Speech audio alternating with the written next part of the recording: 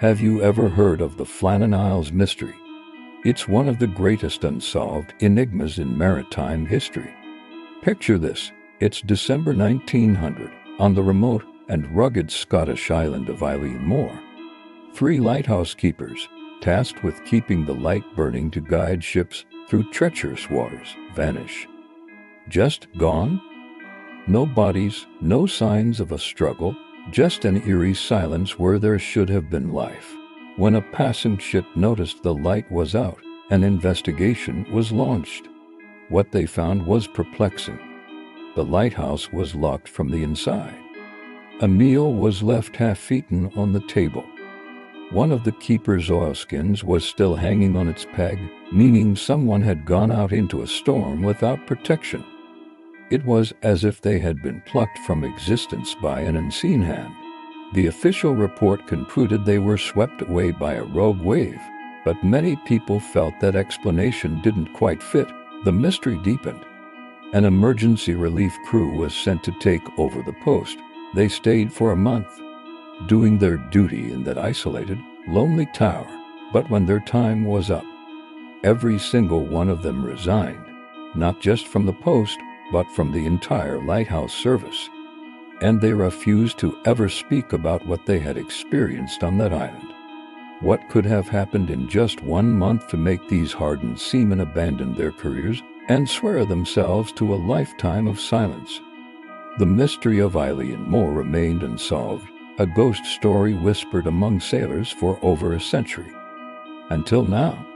This is where our story truly begins, with the novel The Lighthouse Keeper. It takes this real-life historical enigma and pulls us deep into its chilling heart. We fast forward to the present day. A team of environmental researchers arrives on Moor. Now a deserted wildlife sanctuary, the lighthouse is automated, a silent monument to its own dark past. The team is there to study the local bird population, completely unaware of the island's history. They are scientists, people of logic and reason, about to have their understanding of reality completely shattered. While exploring the old abandoned lighthouse, one of the researchers, a young woman named Sarah, stumbles upon something incredible. Hidden away, tucked into a crevice in the stone wall, is a dusty, leather-bound journal. It's a manuscript written by a man named Alec Moore.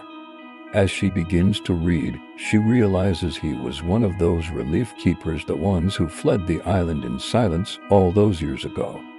His handwriting is frantic, desperate. He didn't just write a diary, he wrote a warning.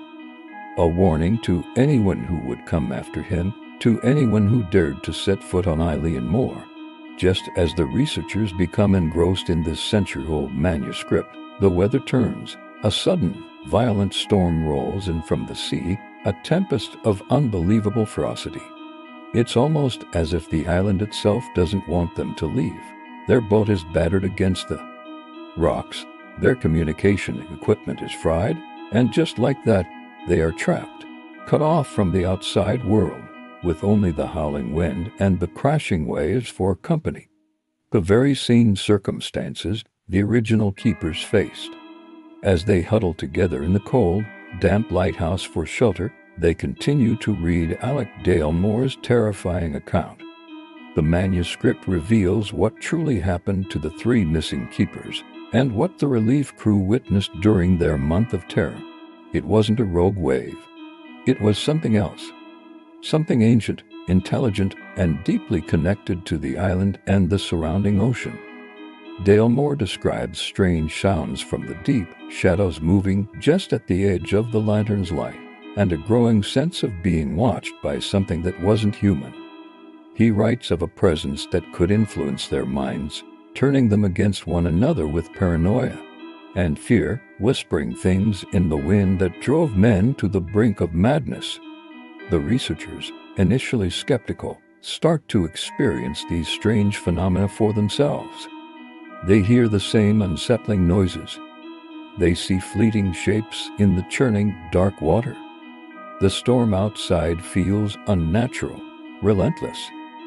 The lines between past and present begin to blur. They aren't just reading a story, they are living it. The manuscript is no longer just a historical document, it's a survival guide. Alec Dale Moore's warning becomes their only hope of understanding the cosmic horror that has them in its grasp.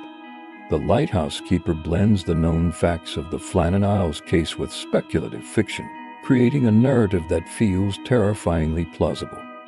It taps into our most primal fear, the fear of the unknown. What lurks in the dark, just beyond our comprehension? The novel doesn't just tell you a ghost story, it makes you question the very nature of reality. It explores the idea that there are forces in this world, ancient and powerful, that we are not meant to understand. The setting itself becomes a character: the desolate island, the oppressive sea, the claustrophobic lighthouse, all working together to build a suffocating atmosphere of dread. The book is a masterclass in tension. You feel the isolation, the biting cold, the creeping paranoia that infects the characters. As the researchers descend deeper into the mystery, they realize the entity isn't just on the island, it's part of the island. It has been there for millennia, watching, waiting. The lighthouse wasn't built to guide ships, it was built to keep something in asterisk. Or perhaps to watch it.